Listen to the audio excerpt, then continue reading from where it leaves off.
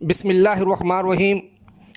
ترکی کی آیا صوفیہ مسجد میں باقاعدہ نماز کا آغاز ہوا تو ملک بھر سے فرزندان اسلام دیوانہ وار اس کی طرف دوڑتے رہے، یہاں تک کہ جمعے کے روز صبح 5 بجے ہی لوگوں نے مسجد کے باہر مصلی بچھا لیے۔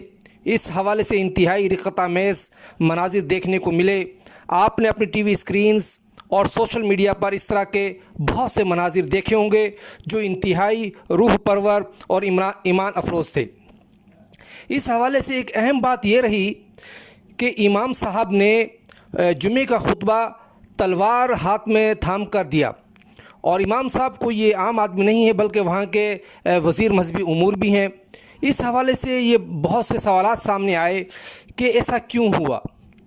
جہاں ہم نے اس حوالے سے بہت سے علماء کرام سے پوچھا اور مختلف فتاویٰ کے انہوں نے ہمیں جو عکس بھیجے ہیں اس کے مطابق حضرت صلی اللہ علیہ وسلم خطبہ دیتے ہوئے ہاتھ میں عصا پکڑتے تھے، اور کئی بار آپ نے کمان بھی ہاتھ میں لیا ہے۔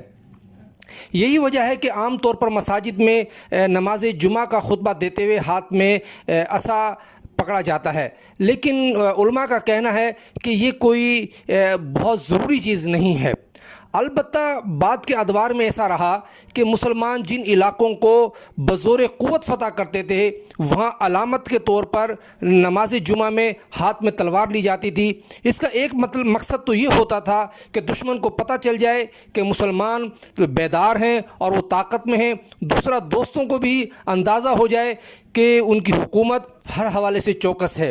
عثمانی خلفاء جنہوں نے کئی صدیوں تک دنیا کے ایک بڑے حصے پر حکومت کی، یعنی آپ اندازہ لگا لیں کہ موجودہ پاکستان، بھارت، بنگلہ دیش، پورا عرب اور یورپ تک کے کئی ممالک عثمانی سلطنت کے زیر سایہ رہے، تو اس میں یہ رواج تھا کہ وہاں امام ہاتھ میں تلوار لے کر خطبہ دیا کرتے تھے، اور اسی رواج کو یہاں دہرایا گیا اور عمومی طور پر اسے بہت پسند کیا گیا۔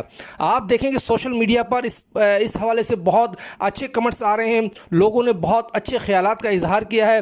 اس سے ظاہر ہوتا ہے کہ ہر شخص کی یہ خواہش ہے کہ مسلمان اپنی کھوئی ہوئی قوت کو دوبارہ حاصل کر لیں، اور مسلمانوں نے اس خطبے کو اسی تناظر میں لیا ہے۔ بہت شکریہ۔